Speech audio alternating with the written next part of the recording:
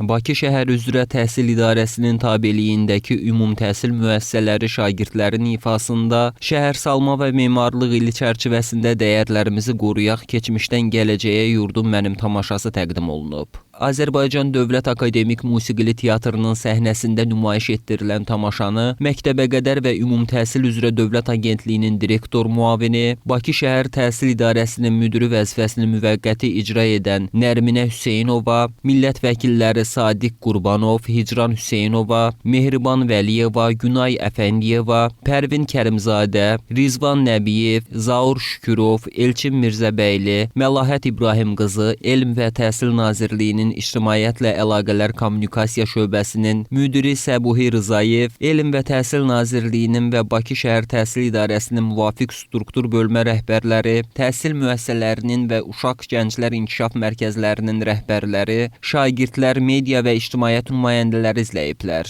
Tamaşanın hazırlanmasında əsas məqsəd gənc nəslin soy kökümüzə, adət-ənənələrimizə bağlılıq, milli mənəvi dəyərlərimizə hörmət ruhunda tərbiyə olunmasından, şagirdlərin milli kimliyə bağlılığını artırmaqdan, keçmişdən gələn dəyərləri qoruyaraq gələcəyə inamla addımlamağın vacibliyini aşılamaqdan, Azərbaycan xalqının dövlətçilik ənənələrini, elm və ədəbiyyat sahəsində qazandığı nailiyyətlərini gənc nəslə çatdırılmasından ibarətdir. Məktəblilərin iştirakı ilə hazırlanan səhnə əsəri həmçinin gənc nəslin milli kimlik, dövlətçilik ideyalarına bağlılığını nümayiş etdirmək və onların yaradıcılıq potensialını üzə çıxarmaq məqsədi daşıyır.